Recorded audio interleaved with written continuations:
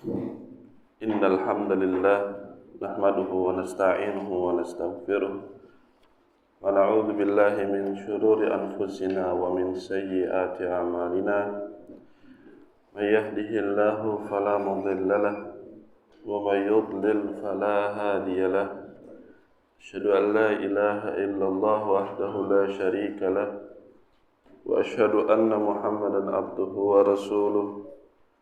يا أيها الذين آمنوا اتقوا الله حق تقاته ولا تموتن إلا وأنتم مسلمون يا أيها الناس اتقوا ربكم الذي خلقكم من نفس واحدة وخلق منها زوجها وبث منهما رجالا كثيرا ونساء واتقوا الله الذي تساءلون به والأرحام إن الله كان عليكم رقيبا يا أيها الذين آمنوا اتقوا الله وقولوا قولا سديدا يصلح لكم أعمالكم ويغفر لكم ذنوبكم ومن يطع الله ورسوله فقد فاز فوزا عظيما أما بعد فإن خير الحديث كتاب الله وخير الهدي هدي محمد صلى الله عليه وسلم syarrul umuri muhdatsatuha wa kullu muhdatsatin bid'ah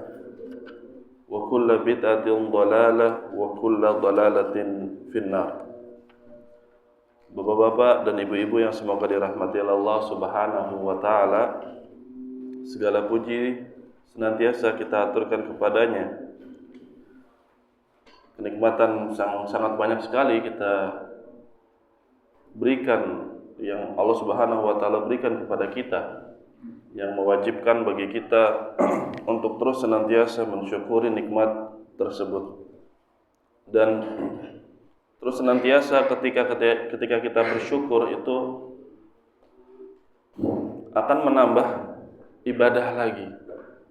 Ibadah syukur itu akan melahirkan ibadah lagi, yang mana setiap ibadah itu pasti memiliki kekurangan yang wajib kita koreksi dan kita muhasabah terhadap ibadah tersebut. Dan jangan kita merasa ketika sudah melakukan sesuatu, ya kita merasa mencukupkan diri dengan hal yang demikian. Ya, maka seorang yang beriman ialah senantiasa dia melihat kepada amalannya dan tidak disibukkan dengan yang lain. Baik, alhamdulillah, ya pertemuan yang sebelumnya kita telah membahas masail di dalam bab yang pertama ini, yaitu fadlut tauhid wa ma yukaffiru minadz dzunub. Keutamaan tauhid, ya, dan dosa-dosa yang dihapuskan olehnya, ya, dan dosa-dosa yang dihapuskan olehnya, ya. Ini bab yang kedua. Ya, bab yang kedua atau pertama, karena yang sebelumnya kitab tauhid itu sebagian memasukkan ke dalam bab dan sebagian lagi tidak memasukkannya ke dalam bab, sebagai muqaddimah saja. Nah, kalau di yang cetakan Al-Qaulus Sadid ini dia bab pertama. Dia bab pertama. Baik. Bismillah.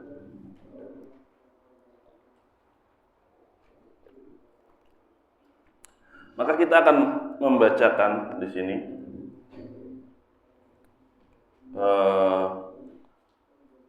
ta'liq dari Syekh Abdurrahman bin Nasir As-Sa'di tentang kitab tauhid ini. Maka kita akan baca satu persatu. Ya, kita sudah menjelaskan hadisnya, alhamdulillah. Kemudian kita juga sudah membahas masail, dan di sebagian ta'liq Syekh Abdurrahman bin Nasir As-Sa'di ini sebagian telah disebutkan dan sebagian lagi kebanyakannya belum. Dan di sini kita akan sedikit membacakan dalil-dalilnya. Kita akan bacakan insyaallah. Qala al-muallif rahimahullahu taala, ya Syekh Abdurrahman bin Nasir As-Sa'di merupakan guru dari Syekh Muhammad bin Shalih Al-Utsaimin rahimahullahu taala. Beliau banyak memiliki kitab seperti kitabnya Taisir Karimir Rahman fi Tafsir Kalamil Mannan. Ini kitab tafsir yang sangat ringkas. Ringkas yang kalau diterjemahkan itu sudah diterjemahkan sekitar 7 sampai 8 jilid. Itu sangat ringkas, ya, dibandingkan kitab tafsir yang lainnya, dan itu masya Allah faedah sekali. Ya, ketika kita baca, masya Allah, duror, ya, mutiara-mutiara yang muncul dari perkataan beliau. Nah, ini kita membaca dari kitab gurunya Syekh Muhammad, ya. Kalau kita bilang Syekh Muhammad, masyhur beliau.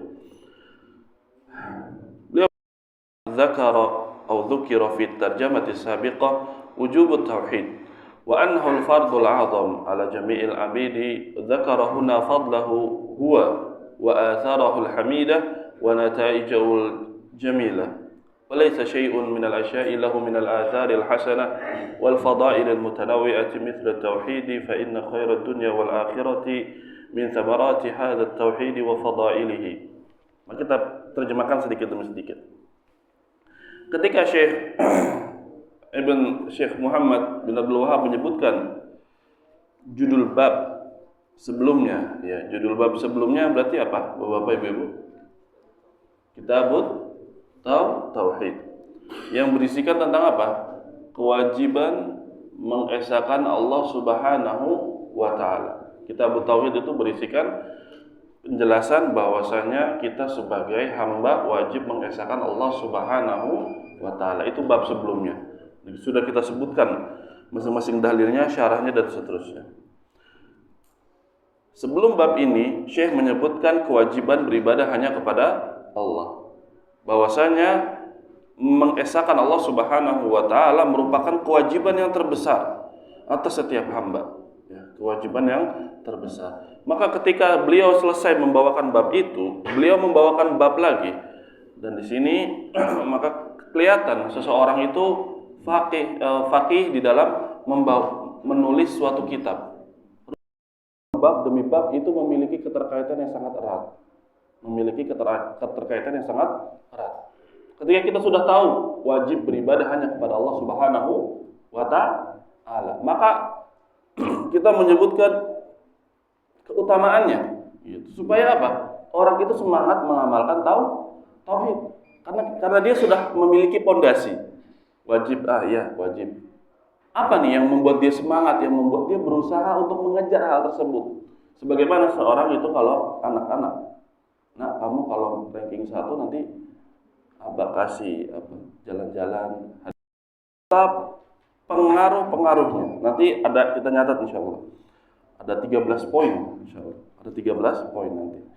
Dan dampak dari tauhid yang terpuji serta hasil-hasilnya yang sangat indah. Dan tidak ada sesuatu yang lebih indah, lebih bagus, ya, pengaruhnya, hasilnya, keutamaannya yang bermacam-macam semisal dari tauhid. Maka tauhid ini tidak ada yang paling besar keutamaannya, Bapak-bapak, Ibu-ibu, ya.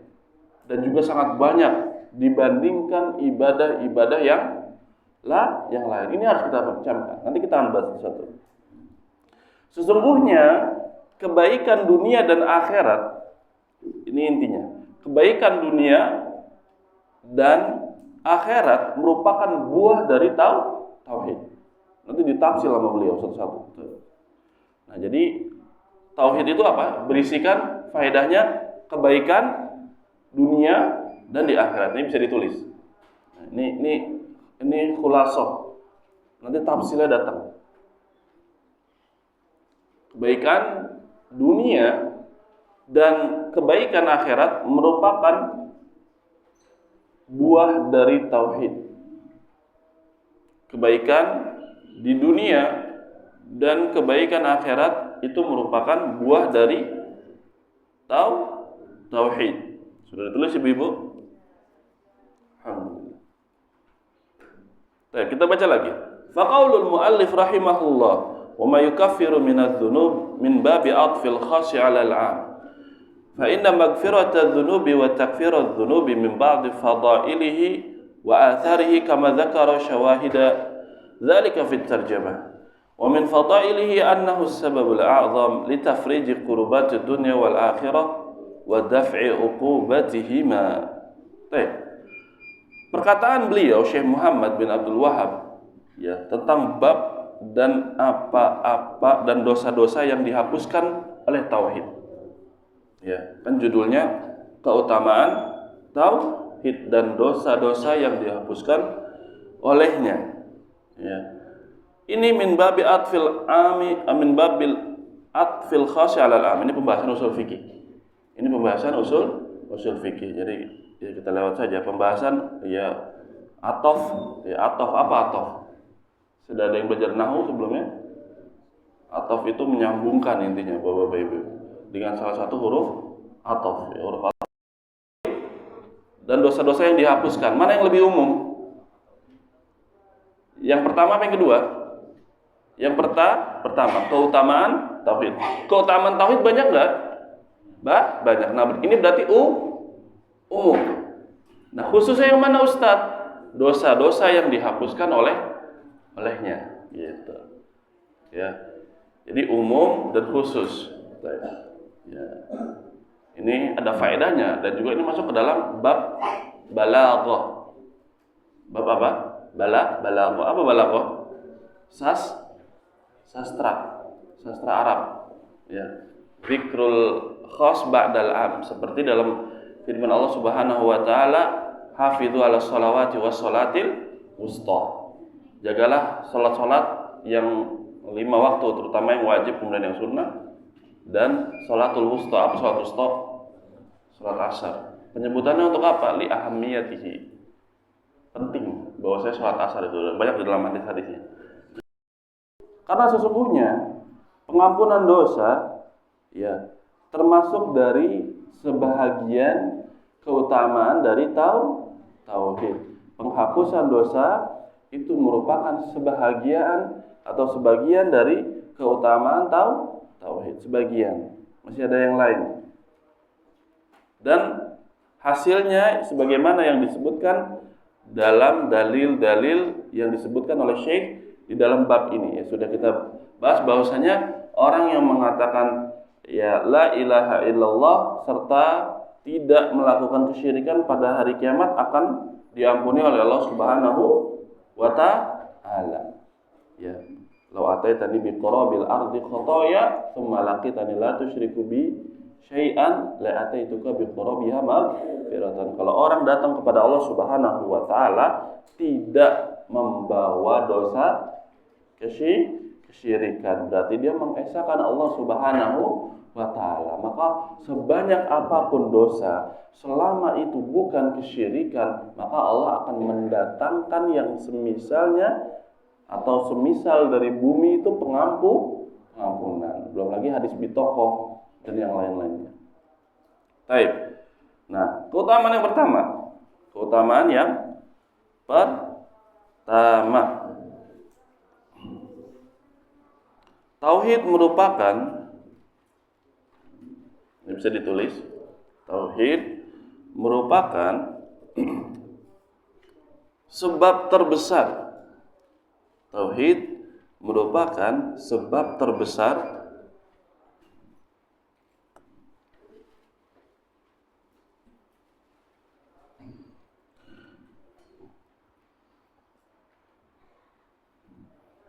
untuk menghilangkan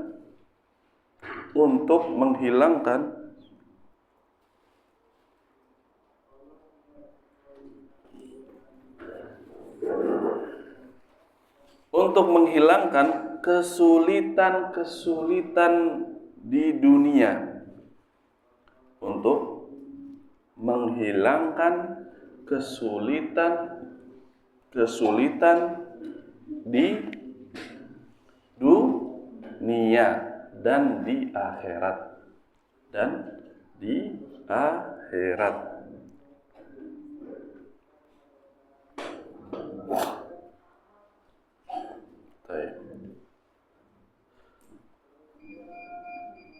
Dan untuk menolak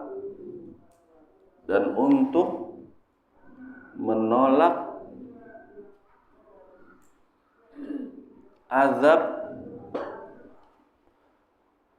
di keduanya, dan untuk menolak azab di keduanya. Ya, keduanya maksudnya di mana? Dunia dan di akhirat. Kalau di kitab aslinya ini Ya, ini disebutkan di ta'liq ya. Cuma kita bawakan syawahid dari ayat-ayat yang lain. Baik.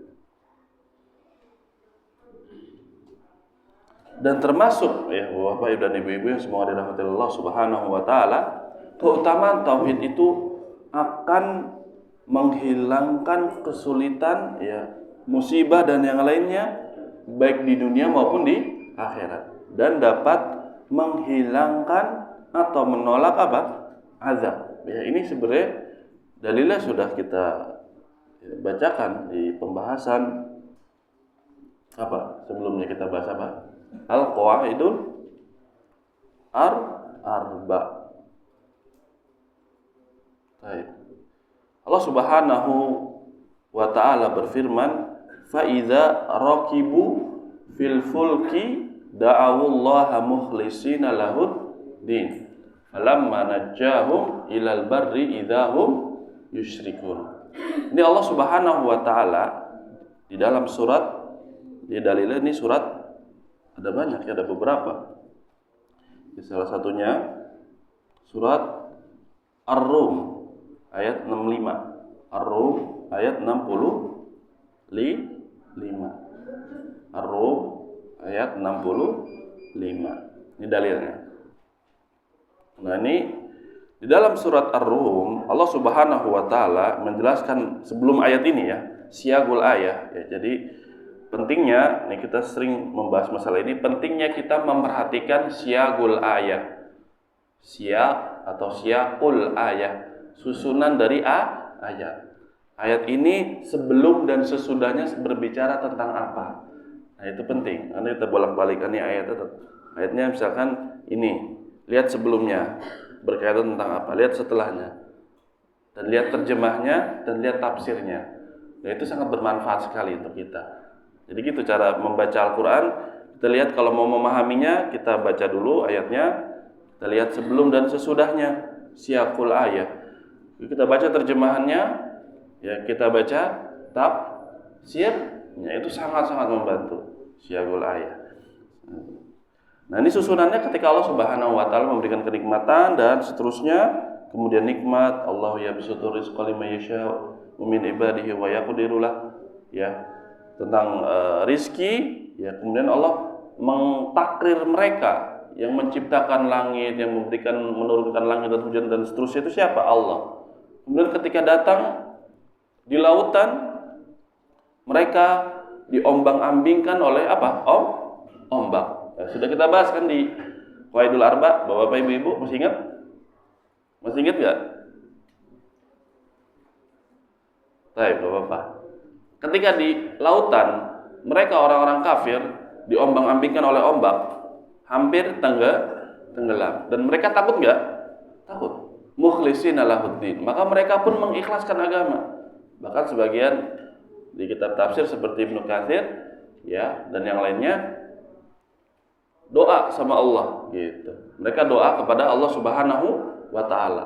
Nah, itu patung-patung mereka tidak disebut sama sekali nama-namanya. Menunjukkan mereka itu sebenarnya tahu bahwasanya yang dapat menghilangkan keburukan itu siapa? Allah Subhanahu wa taala. Tapi apa? Ketika mereka sudah berlabuh, mereka kembali menyekutukan Allah Subhanahu wa taala. Ya. Bahkan ada perkataan yang sangat indah sekali dari para ulama ketika mentafsirkan ayat ini apa? Kalau tidak ada sesuatu yang bisa menolong seseorang di lautan, demikian pula tidak ada yang dapat menolong hamba di daratan kecuali siapa? Allah Subhanahu wa taala. Kenapa mereka orang-orang kafir membedakan keadaan ketika di lautan dan ketika di darat? Walillahil masyriq wal maghrib wa ya lahu ma fis samawati wal ard.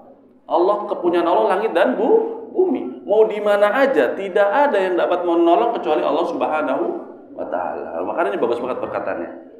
Kalau tidak ada yang dapat menolong seorang hamba di lautan, maka demikian pula tidak ada yang dapat menolong seorang hamba di daratan kecuali Allah Subhanahu wa taala. Ini bagus sekali perkataan. Nah, ini bantahan untuk orang-orang kafir. Nah, yang tadi setelah kita sebutkan apa korelasinya? Bahwasanya orang-orang kafir ketika mereka mengikhlaskan doa, yang mana ad-du'a wal ibadah dalam usul salasa. Doa merupakan ibadah. Ketika mereka meninggalkan sesembahan selain dari Allah dan menuju kepada Allah Subhanahu wa taala, Allah kasih enggak? Allah kasih enggak? Bapak-bapak, ibu-ibu, doanya dikabulkan enggak? Dikabulkan. Mereka akhirnya apa? Ya, makanya falamma najjahum, Allah menyebutkan dengan najjah. Ketika ya dzaraf. Ini dzaraf keterangan waktu. Ketika Allah Subhanahu wa taala menyelamatkan mereka ke daratan. Selamat enggak? Selamat. Doanya dikabulkan enggak? Oh, jelas dikabulkan. Ini orang kafir. Bagaimana dengan orang yang beriman? Ya, masing-masing dari kita memiliki urusannya masing-masing. Ada masalahnya enggak? Tentu sangat banyak. Satu ada yang masalah anak, satu ada yang masalah rumah tangga, satu ada yang masalah apa lagi? Harta. Untuk menghilangkan kesulitan dunia dan akhirat, ya. Banyak juga seperti hadis yang 3 orang terkurung, ya, terkurung dalam apa? Gua, kan satu-satu disebutin. Itu kan menunjukkan keikhlasan semua itu. Kalau enggak, ini enggak geser dia. Gitu, enggak geser. Wa min ajalli fawaidihi annahu yamna' al-khulud finnar idza kana fil qalbi minhu adna mithali habbati khardalin wa annahu idza kamula fil qalbi yamna' dukhulun nar bil kulliyah.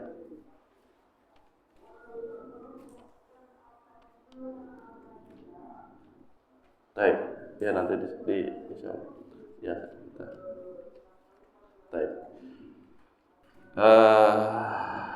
Bahwasanya yang kedua, keutamaan dari tauhid itu apa? Mencegah seorang yang beriman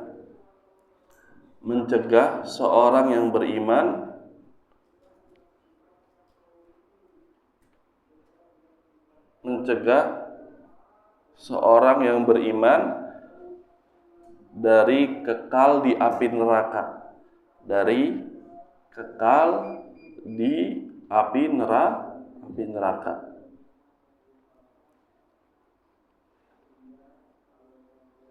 Mencegah orang yang beriman dari kekal di dalam api neraka. Baik. Mencegah seorang yang beriman kekal di dalam api neraka. Baik. Ya, ini ada hadisnya di dalam di dalam Sahih Al-Imam Al-Bukhari. Ya. Al-Bukhari ini hadisnya nomor 7509, ya, 7509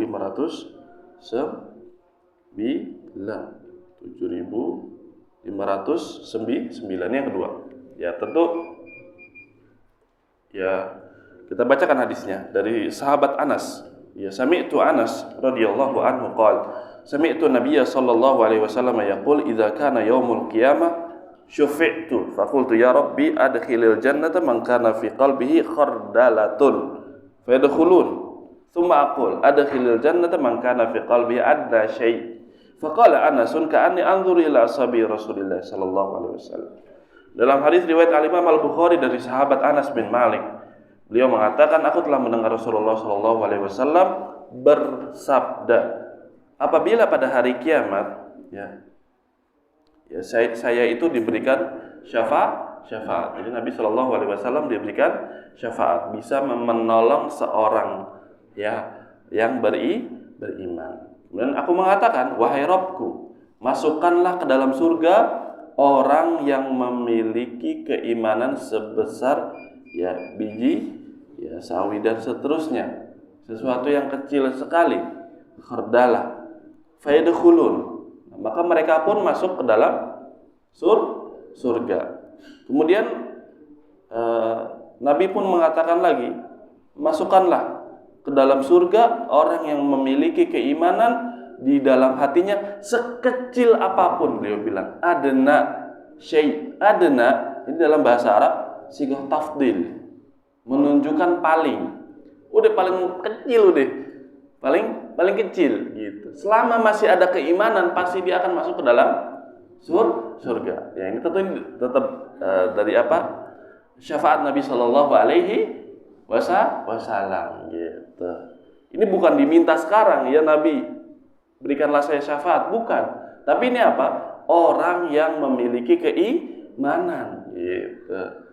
Nabi udah meninggal, boleh nggak meminta kepada Nabi? Nggak boleh, karena syafaat itu apa? Ya orang ramai meminta syafaat itu maksudnya gimana? Ya minta dia berdoa. Karena berdoa adalah ibadah. Kalau dia berdoa kepada selain Allah, boleh tidak? Nggak boleh.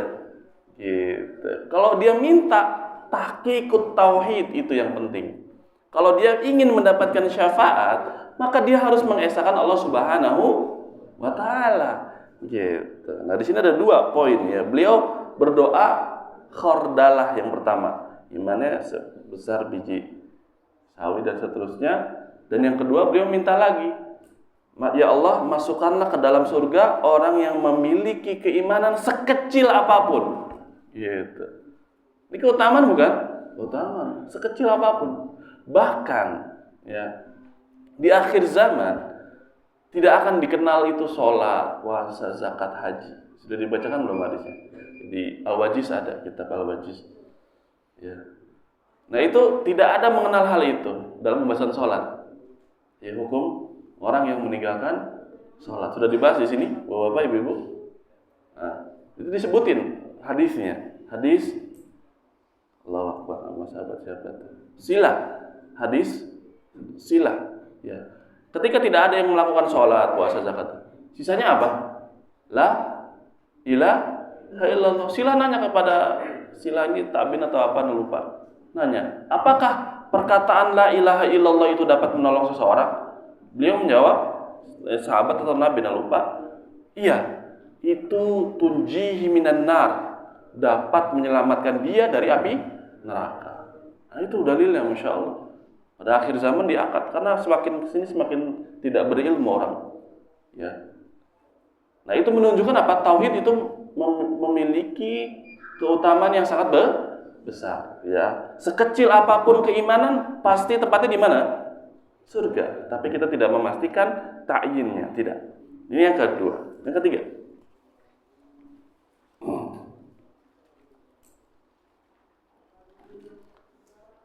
Tauhid akan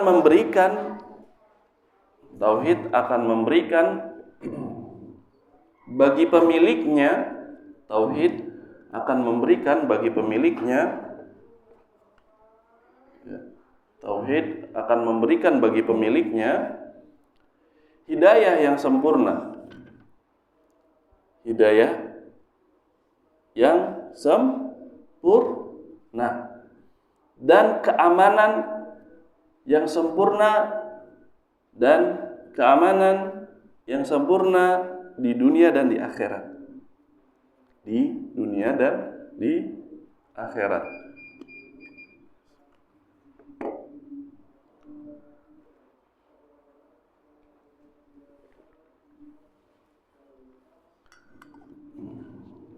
Sudah ditulis Bapak-bapak, Ibu-ibu? Baik. Afan ada yang lewat di poin kedua ini, di poin kedua bahwasanya tauhid itu bisa mencegah seorang dari kekal di neraka. Itu ada 2 model. ada dua model atau 2 pembahas, ada 2 cabang di sini. Cabang yang pertama bahwasanya kalau tauhidnya sempurna, maka dia tidak akan tersentuh sama sekali. Syaratnya apa? Tauhidnya sempurna. Ya, sudah kita katakan di pembahasan sebelumnya, tauhidnya sempurna, kemudian dia tidak melakukan apa? Kesyirikan, dan dia tidak melakukan apa? Apa yang terakhir? Dosa. 3 ini. Siapa yang sempurna semuanya, maka dia akan masuk ke dalam surga ya secara langsung. Ya, seperti itu. Kalau sempurna. Tapi ada yang bisa mastiin enggak dia? Enggak ada yang bisa mastiin. Allah Ustaz. Yang kedua, ya, kalau ya ada keimanan, ini akan mencegah dia dari kekal saja. Bisa masuk ke neraka enggak? Bisa. Bisa masuk ke dalam api neraka. Karena masuk ke dalam hadis al-wa'id. Kita memakai semuanya. Kita memakai hadis keutamaan. Dan kita memakai hadis ancaman. Ya, kalau Khawarij enggak. Kelompok sesat Khawarij enggak. Dia hanya memakai apa? Dalil ancaman. Orang takut. Jadi apa? Dosa. Yang pemahaman Khawarij itu apa? Dosa besar, kekal di neraka. Enggak benar ini. Yang mengekalkan seseorang itu hanya syirik. Selain dosa syirik itu tidak akan mengekalkan. Nah, kita memakai dua-duanya, hadis ancaman dan juga hadis anjuran. Anjuran dan ancaman ini harus ada, sebagaimana tadi sudah kita jelaskan di awal. Yaitu apa? Al-khauf dan roja. Ini pentingnya khauf dan roja. Seseorang bisa masuk ke dalam firqah Khawarij gara-gara salah paham, tidak memakai dalil. Sebagian kesalahan pemahaman manusia dalam salah memahami, salah meyakini disebabkan karena memahami satu dalil, tidak memahami semuanya. Nah itu dia. Jadi bisa masuk dulu ke neraka, nauzubillah min dzalik, sallallahu alaihi wasallam, atau bisa langsung masuk ke dalam surga. Dan itu semua karunia dari Allah. Kalau yang masuk surga langsung dan seterusnya. Tapi kalau masuk neraka, yaitu dia Allah tidak zalim. Kalau seorang hamba masuk ke dalam neraka, Allah tidak zalim. Nah, yang tadi yang keberapa? Yang ketiga ya.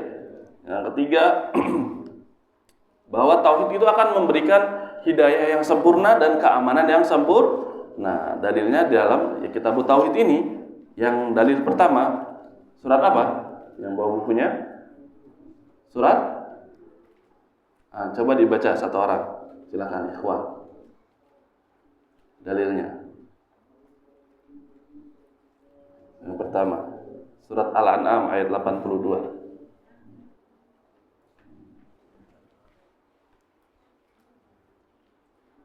Ada? Silakan dibaca ayatnya.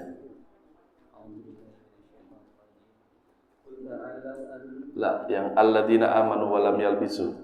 Itu yang bab pertama itu. Bab setelahnya. Faedah yang ketiga ini atau keutamaan tauhid. Alladzina amanu wa lam yalbisu imanahum bidzulmin ulaika lahumul amnu wa hum muhtadun. Dan orang-orang yang beriman mereka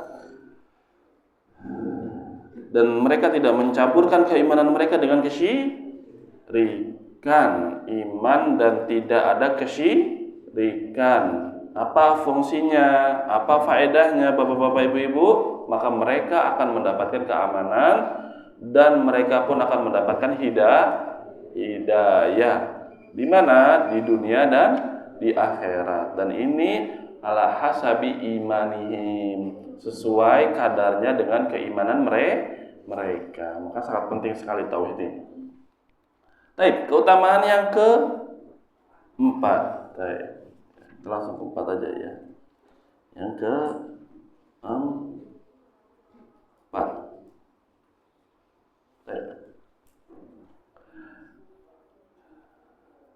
Tauhid merupakan sebab atau satu-satunya sebab. Tauhid merupakan satu-satunya sebab. Tauhid merupakan satu-satunya sebab,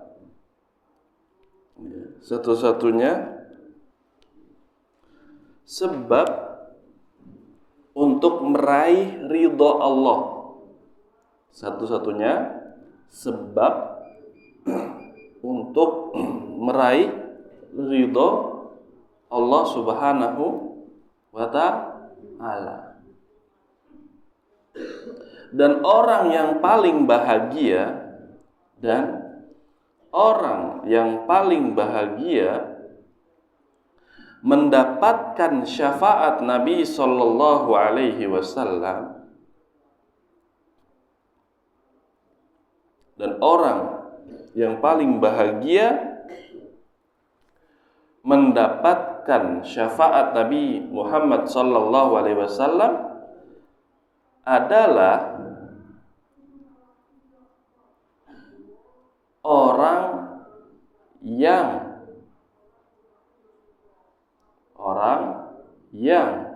mengatakan la ilaha illallah, orang yang mengatakan la ilaha illallah ikhlas di dalam hatinya. Ikhlas dari dalam hatinya. Ikhlas dari dalam hatinya.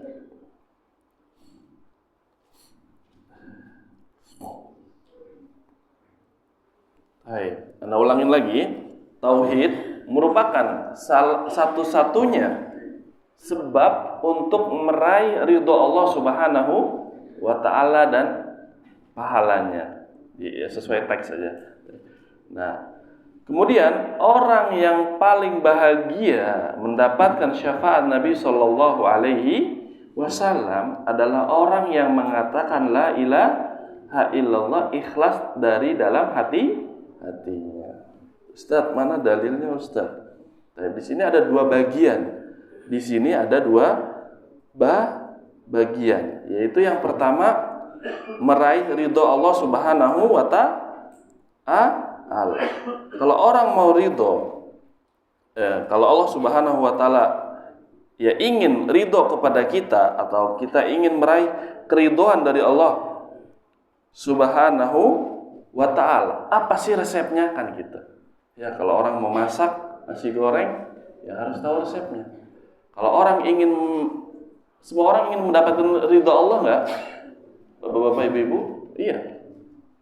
Apakah ada seseorang yang ingin mendapatkan ridho manusia? Ya palingan mengikuti ya ridho. Surat Al-Bayyinah ayat 7 dan 8. Surat Al-Bayyinah ayat 7 dan 8. Ya. Ayat 7 dan 8. Baik, ini ayatnya sering kita baca Bapak-bapak, ibu-ibu ya, juz 30 Al-Bayyinah. Ya, kita baca ayatnya. Innal ladzina amanu wa amilus sholihati ulaika hum khairul bariyah jazaohum 'inda rabbihim jannatu 'adnin tajri min tahtihimul anhar. Ya, khalidina fiha abada. Radhiyallahu anhum wa radu an dzalika liman khasyya rabbah. Kita sering baca. Nah, sekarang momennya momen tadabbur. Momen tafakkur. Ya, momen memikirkan apa yang sudah kita baca, apa yang sudah kita hafal. Ya. Kita tidak mencukupkan diri hanya dengan hafal. Kita tidak mencukupkan diri dengan hanya membaca, tapi harus yang terpenting memahami. Karena tujuan diturunkan Al-Quran itu untuk dipahami. Ya, Allah Subhanahu wa ta'ala berfirman mensifati Al-Quran itu dengan apa? Ya, liyadabbaru ayatihi waliyatadzakkara ulul albab. Ya, itu untuk ditafakkur, untuk ditadabburi, dipikirkan ayatnya sebelum dan sesudahnya, sebagaimana tadi sudah kita contohkan. Baca tafsirnya, pelan-pelan bacanya. Ya, makanya sebagian para ulama ketika ada yang membaca Al-Quran khatam kurang dari 3 hari, ya sebagian nggak boleh. Gitu. Kenapa? Karena nggak akan ada manfaatnya secara pemahaman. Kata Allah Subhanahu wa ta'ala, mereka itulah sebaik-baik manusia, khairul bariyah. Apa balasan mereka? Orang yang beriman dan beramal saleh. Allah Subhanahu wa ta'ala, Bapak, Ibu-ibu, senantiasa mengkaitkan antara iman dan amal saleh. Karena ya Ya, al-imanu bid'un wa sab'una syu'bah. Ya. Al-imanu qaulun wa amalun. Ini i'tiqad Ahlussunnah wal Jamaah. Ya. Iman itu perkataan dan perbuatan, dan ini terbagi lagi menjadi dua masing-masing, yaitu perkataan hati dan perkataan lisan. Perbuatan hati dan perbuatan lisan, kata tubuh. Ya, tangan, kaki itu semua itu iman. Ya, jadi iman masuk nggak? Apa amal soleh termasuk dari iman nggak? Ya, masuk. Maka Allahu liyudhi'a imanakum. Ketika Allah berfirman tentang perubahan arah kiblat, Allah Subhanahu wa taala tidak menghilangkan keimanan kalian. Maksudnya apa? Salat. Jadi kalau ada sahabat yang meninggal sebelum perubahan kiblat, ya Allah menyia-nyiakan salatnya dia enggak? Enggak. Salatnya tetap diterima. Kalau ikhlas dan mengikuti contoh tentu sahabat.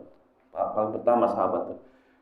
Ya, jadi nggak usah takut gitu. Wa maka Allahu liyudhi'a imanakum. Allah menyebut iman, padahal di tafsir para ulama bilangnya apa? Salat. Karena al-imanu qaulun wa amalun. Ya, ada juga di pembahasan ya usul sunnah al-Imam Ahmad. Ya, usul sunnah al-Imam Ahmad. Nah, ini kitabnya tipis sekali, cuma masya Allah isinya. Nah ini Al-Bayyinah ayat 7. Yang ke-8-nya apa? Balasan mereka di sisi Allah Subhanahu wa taala jannah adn yang mengalir di bawahnya itu sungai nah, yang mereka kekal di dalamnya selama-lamanya. Apa? Radhiyallahu anhum. Mereka ridho kepada Allah dan mereka pun ridho terhadap Allah.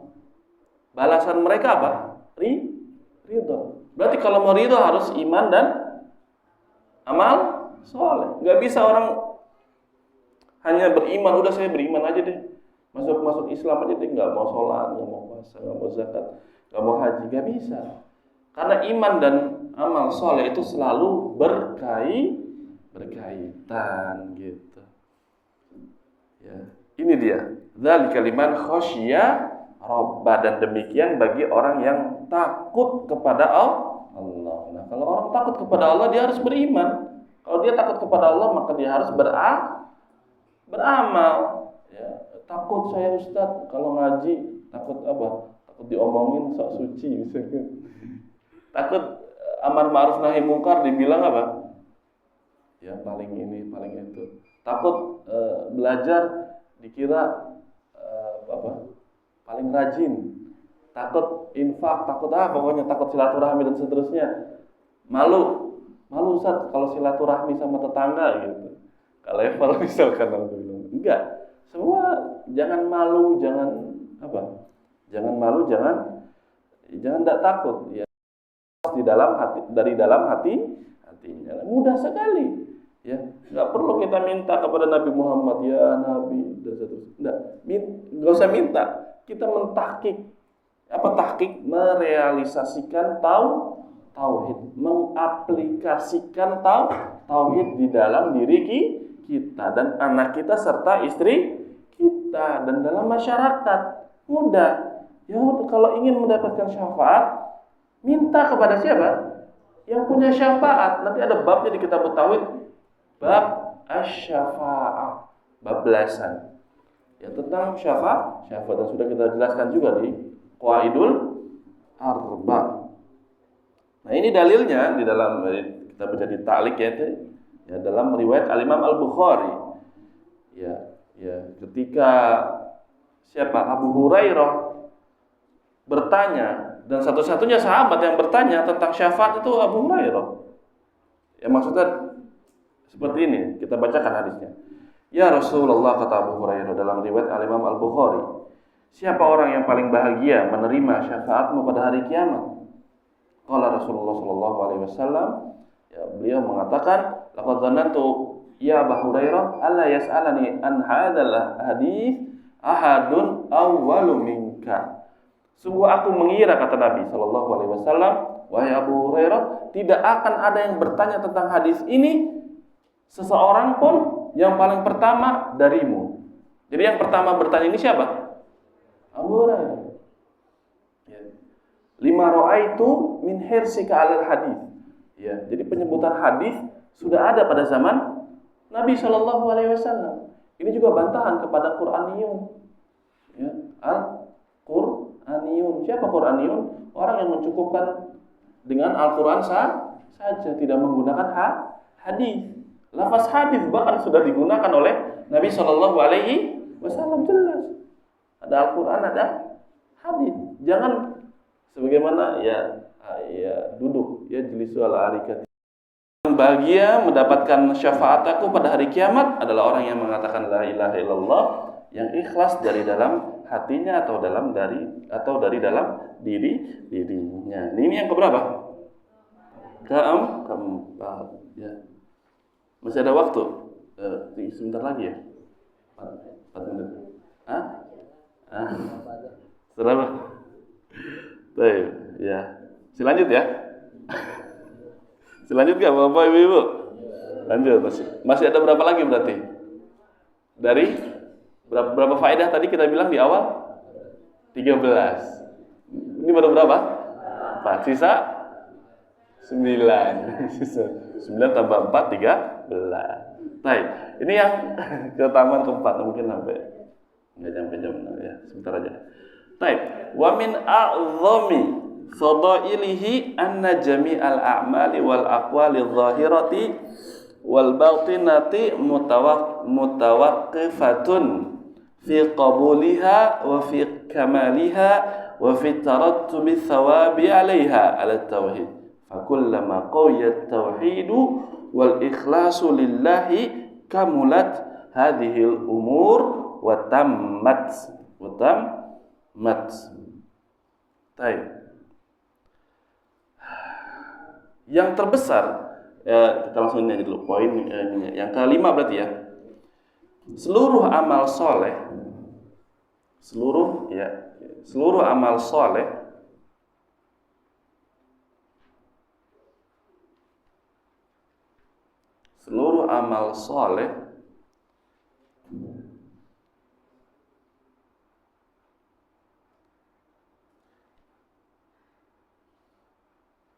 diterima dan tidaknya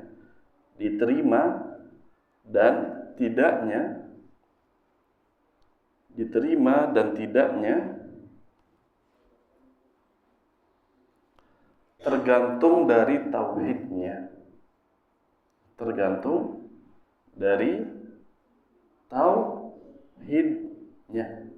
Seluruh amal soleh diterima dan tidaknya tergantung dari tauhidnya. Dan kadar pahala yang didapat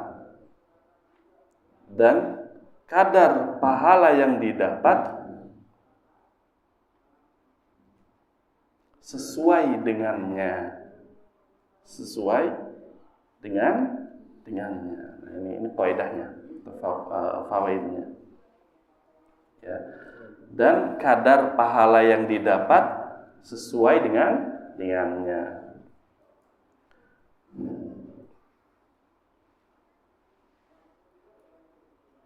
Baik, kita terjemahkan perkataan Syekh Abdurrahman. Dan termasuk dari keutamaan tauhid bahwasanya seluruh amalan, perkataan yang nampak dan yang tidak nampak itu tergantung diterima dan tidaknya, ya, dan tergantung dari kesempurnaan di dalam kadar pahala, ya, sesuai dengan tauhidnya. Maka setiap kali tauhidnya kuat dan ikhlasnya kuat, maka akan semakin sempurna hal yang demikian. Baik, ya. Yang paling terlihat adalah ketika para nabi itu memiliki kedudukan nggak di surga? Kedudukannya sama nggak sama hamba biasa? Tidak. Nah, ini jelas perbedaannya karena tauhid. Ya. Orang yang masuk ke dalam surga yang terakhir kali gimana? Allah kasih berapa kali lipat dari dunia? 10 atau yang lainnya. Al-Qamaqala sallallahu alaihi wasallam. Nah, ini kan tingkatan. Ya. Kita satu surga. Ya, di dalam surga semuanya. Cuma bertingkat. Sebagaimana kontrakan juga ada tingkatnya. Ada yang tingkat 500.000, Ada yang tiket 700.000, ada yang 1.500.000.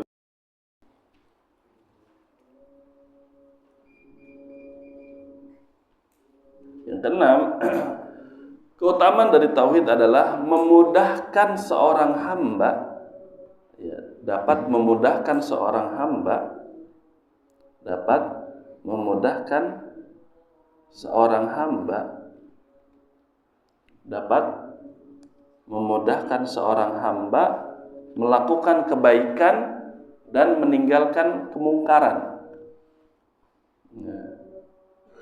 Memudahkan untuk melakukan kebaikan dan memudahkan untuk meninggalkan kemungkaran.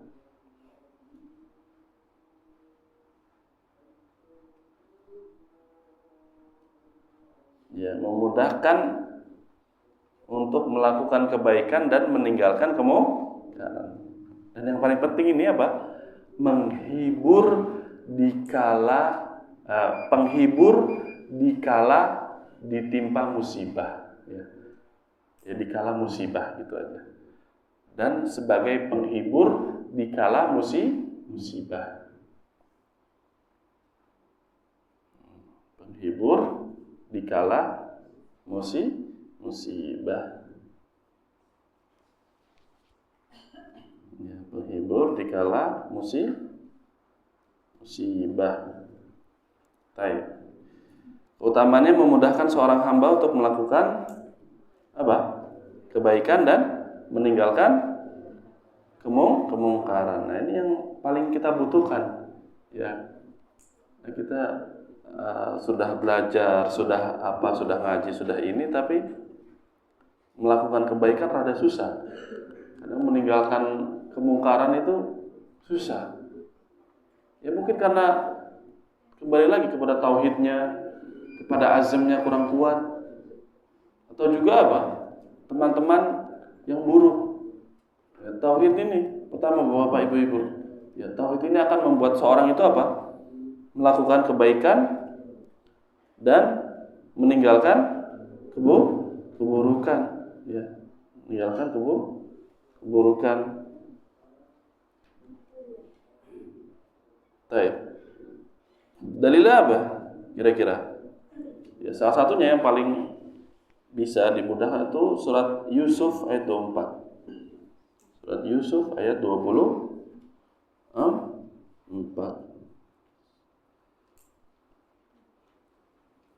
Surat Yusuf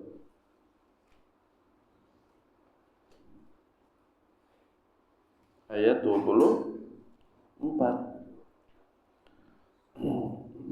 Ketika Allah Subhanahu wa taala berfirman, "Walaqad hammat bihi wa hamma biha laula ar-ra'a burhana rabbi kadzalika linasrifa 'anhu as-su'a wal fahsya innahu min ibadinal mukhlasin." Dan